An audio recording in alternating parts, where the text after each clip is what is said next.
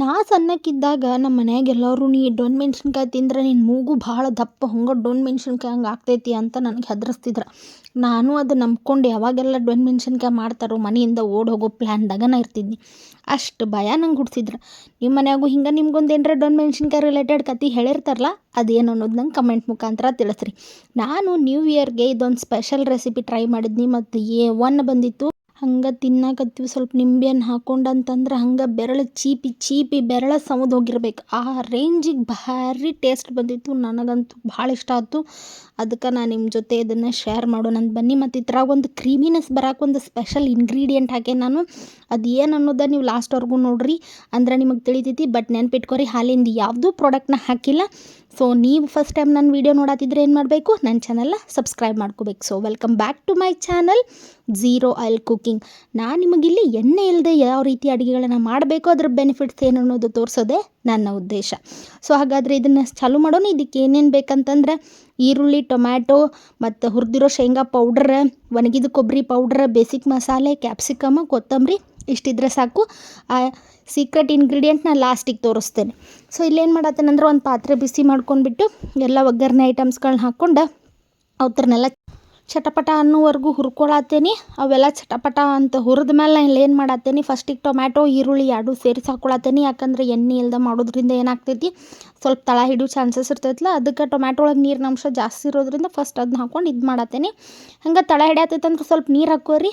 ಮತ್ತು ನಾನು ಇಲ್ಲಿ ಏನು ಮಾಡತ್ತೇನೆ, ಬೆಳ್ಳುಳ್ಳಿನೇ ಹಾಕ್ಕೊಂಡು ಇದೆಲ್ಲ ಹಸಿ ವಾಸನೆ ಹೋಗೋವರೆಗೂ ಚೆಂದಂಗೆ ಬೇಯಿಸ್ಕೊಳತ್ತೇನೆ. ಇದು ಬೇಯೋದ್ರೊಳಗನ ಇದಕ್ಕೊಂದು ಮಸಾಲೆ ರೆಡಿ ಮಾಡ್ಕೊಂಡು ಒಂದು ಮಿಕ್ಸಿ ಜಾರ್ ಒಳಗೆ ಏನು ಮಾಡ್ತೇನೆ, 2 ಟೀ ಸ್ಪೂನ್ ಅಷ್ಟು ಒಣಗಿದ ಕೊಬ್ಬರಿ ತುರಿ ಹಾಕ್ಕೊಂಡೇನಿ ಮತ್ತು ಹುರಿದು ಶೇಂಗಾ ಪೌಡರ್ ಹಾಕ್ಕೊಂಡೇನಿ. ಇದಕ್ಕೆ ಬೇಸಿಕ್ ಮಸಾಲೆಗಳನ್ನೆಲ್ಲ ಹಾಕ್ಕೊಳತ್ತೇನೆ. ಈ ಬೇಸಿಕ್ ಮಸಾಲೆ ಯಾವ್ದ್ಯಾವ್ದಂದ್ರೆ ಅರ್ಶಿಣದ ಪುಡಿ, ಕೆಂಪು ಮೆಣಸಿನ್ಕಾಯಿ ಪುಡಿ, ಮತ್ತು ಧನಿಯಾ ಪುಡಿ, ಜೀರಿಗೆ ಪುಡಿ, ಗರಂ ಮಸಾಲ, ಸಾಂಬಾರು ಪೌಡ್ರ ಮತ್ತು ಸ್ವಲ್ಪ ಹುಣಸೆ ಹಣ್ಣಿನ ರಸ ಹಾಕ್ಕೊಂಡು ಚೆಂದಂಗೆ ಗಿರ್ ಅಂತ ತಿರ್ಗಿಸ್ಕೊಂಬರುವಷ್ಟ್ರಾಗೆ ಟೊಮ್ಯಾಟೋದೆಲ್ಲ ಚೆಂದಂಗೆ ಬೆಂದಿರ್ತಾವೆ. ಸೊ ಅದಕ್ಕೆ ಏನು ಮಾಡಕತ್ತೇನಪ್ಪ ಅಂತಂದ್ರೆ ಈ ಮಸಾಲೆನೆಲ್ಲ ಹಾಕ್ಕೊಂಡು ಮಸಾಲೆನೂ ಹಸಿ ವಾಸನೆ ಹೋಗೋವರೆಗೂ ಕೈ ಆಳಿಸ್ಕೋಬೇಕು. ಅದೇನಿರ್ತೈತಲ್ಲ ಕೊಬ್ಬರಿ, ಅದು ಸ್ವಲ್ಪ ಎಣ್ಣೆ ಬಿಡೋಕೆ ಸ್ಟಾರ್ಟ್ ಮಾಡ್ತೈತಿ. ಸೊ ಅದಕ್ಕೆ ನೀವೇನು ಎಕ್ಸ್ಟ್ರಾ ಎಣ್ಣೆ ಹಾಕೋ ಅವಶ್ಯಕತೆ ಇಲ್ಲ, ಇಲ್ಲೇ ನಿಮಗೆ ಫ್ಯಾಟ್ ಕಂಟೆಂಟ್ ಸಿಗ್ತೈತಿ.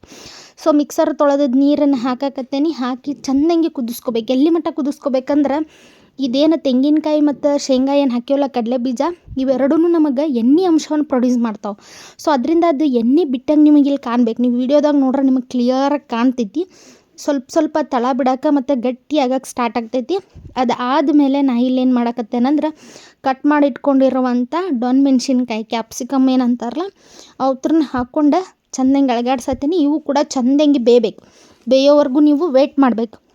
ಸೊ ಚೆಂದಂಗೆ ಬೇಯಿಸ್ಕೊಂಡು ಆಮೇಲೆ ಇದಕ್ಕೇನು ಮಾಡಿರಿ, ಆಮೇಲೆ ಸ್ವಲ್ಪ ನೀರು ಹಾಕೋರಿ. ಸ್ವಲ್ಪ ಒಂದು 50% ಬೆಂದೈತೆ ಅಂದಮೇಲೆ ನೀರು ಹಾಕ್ಕೊಂಡು ಮುಚ್ಚಳ ಮುಚ್ಚಿ ಒಂದು 5 ನಿಮಿಷ ಬೇಯಿಸ್ಕೊಂಡ್ರೆ ಸಾಕು. Full soft ಆಕ್ಕವು. ಸೊ ಈ ಕ್ಯಾಪ್ಸಿಕಮದ ಬೆನಿಫಿಟ್ಸ್ ಏನಪ್ಪ ಅಂತಂದ್ರೆ ಮೇನ್ ಇದ್ರಾಗ ಆ್ಯಂಟಿ ಆಕ್ಸಿಡೆಂಟ್ ಪ್ರಾಪರ್ಟಿ ಇರ್ತೈತಿ ಮತ್ತು ಮೇನ್ ಬ್ಲಡ್ ಶುಗರ್ ಕಡಿಮೆ ಮಾಡೋಕೆ ಹೆಲ್ಪ್ ಮಾಡ್ತೈತಿ ಮತ್ತು ಡೈಜೆಷನಿಗೂ ಭಾಳ ಅಂದ್ರೆ ಭಾಳ ಹೆಲ್ಪ್ ಮಾಡ್ತೈತಿ. ಸೊ ಇದೆಲ್ಲ ಚೆಂದಂಗೆ ಬೆಂದಮೇಲೆ ನಾನು ಇಲ್ಲೇನು ಮಾಡತ್ತೀನಿ, 10 ಗೋಡಂಬಿನ ಸ್ವಲ್ಪ ನೀರು ಹಾಕಿ ರುಬ್ಬಿ ಇದಕ್ಕೆ ಹಾಕತ್ತೀನಿ. ಅದರಿಂದ ಇದಕ್ಕೆ ಏನಾಗ್ತೈತೆ ಅಂದ್ರೆ ಕ್ರೀಮಿ ಸ್ಟ್ರಕ್ಚರ್ ಬರ್ತೈತಿ ಮತ್ತು ಟೇಸ್ಟ್ದಾಗ ಮಾತ್ರ ಯಪ್ಪ ಹೇಳಬಾರ್ದು ಆ ರೇಂಜಿಗೆ ಇರ್ತೈತಿ. ಇದು ನನಗೆ ಅನ್ನದಕ್ಕಿಂತನೂ ಚಪಾತಿ ಜೊತೆ ಭಾಳ ಅಂದ್ರೆ ಭಾಳ ಮಸ್ತ್ ಅನಿಸಿತು. ನಮ್ಮ ಮನ್ಯಾಗ ಅನ್ನದ ಜೊತೆನೂ ತಿಂದರು, ದ್ವಾಸೆ ಜೊತೆನೂ ತಿಂದ್ವಿ. ಅವತ್ತು ಒನ್ ಟೇಸ್ಟ್ ಇತ್ತು ನೋಡಿ ಮಾರ್ರೆ ಹೇಳ್ಬೇಕಂತಂದ್ರೆ. ನೀವು ಒಂದು ಸತಿ ಟ್ರೈ ಮಾಡಿರಿ ಮತ್ತು ಹೆಂಗಿತ್ತಂತ ಹೇಳ್ರಿ. ಸೊ ಅದೊಂದು ಸ್ವಲ್ಪ ಗೋಡಂಬಿ ಎಲ್ಲ ಹಾಕಿದ್ಮೇಲೆ ಒಂದು ಸ್ವಲ್ಪ ಚೆಂದಂಗೆ ಬೇಯಿಸ್ಕೋಬೇಕು. ಅದೇನಾಕೈತಿ ಇನ್ನೂ ಗಟ್ಟಿಯಾಗಿ ಚೆಂದಂಗೆ ಟೇಸ್ಟ್ ಬರ್ತೈತಿ. ಅದಾದಮೇಲೆ ಒಂದು ಕೈ ಹಿಡಿಯಷ್ಟು ಕೊತ್ತಂಬರಿನ ಹಾಕಿ ಆ ಕಡೆ ತಿರುಗಾಡಿಸ್ರಿ, ಇಲ್ಲ ಹಂಗೆ ಬಿಟ್ಟರು ನಡಿತೈತಿ.